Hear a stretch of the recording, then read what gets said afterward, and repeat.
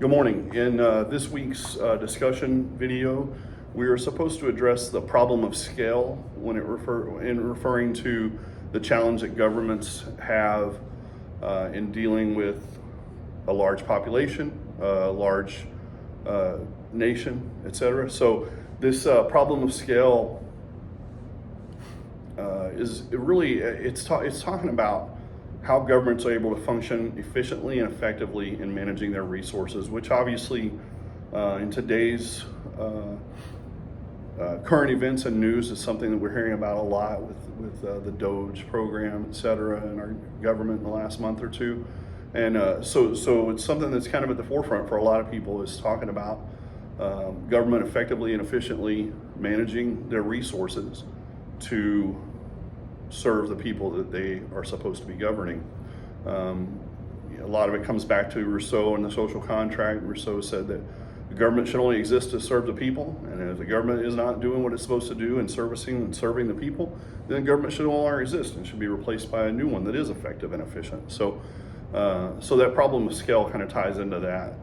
In the United States, we have a large, diverse population, very large geographic area, so there's a lot of work involved in managing the government on that kind of scale.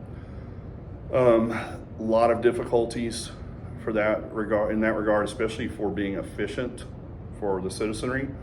Larger governments, again, kind of like ours, may struggle to ensure that policies fit not just the whole country, but the specific communities, regions, states, municipalities, etc. And because of that, it leads to inefficiencies pretty easily because of the size of it all. It also can lead to a large disconnect between the central or federal government and the state governments or the local governments. And so this comes back to the question of, or the idea of federalism. In the United States, we have a federalist system. We have a central government. We also have 50 sub-regional or state governments. And then we have, beneath that, we have counties and municipalities and cities, townships, etc. So federalism is supposed to address the idea of scale when it comes to government. So this idea of federalism, which was put in place in the United States with our Constitution, should help with this, but we still see a lot of inefficiency and a lot of ineffectiveness in that regard. It's a complex issue, tough for the government to deal with. I get that, because you're managing really diverse social, economic, and cultural needs across a huge geographic area. This problem of scale comes down to being able to balance centralization of government and decentralization of government, and then somehow find a happy medium that creates the most efficient government possible. And again, that was kind of the general idea of federalism.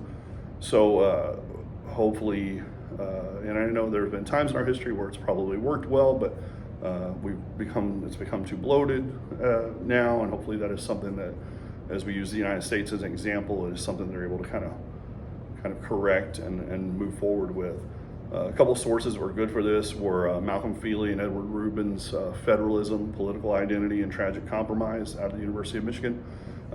So this gave me some thoughts on federalism. I'm a teacher, as a high school teacher, I teach social studies, so we teach about government, we teach about federalism a lot. So those things were helpful too. And then Eleanor Ostrom's Governing the Commons was also good too, a good source to use for this. Thank you.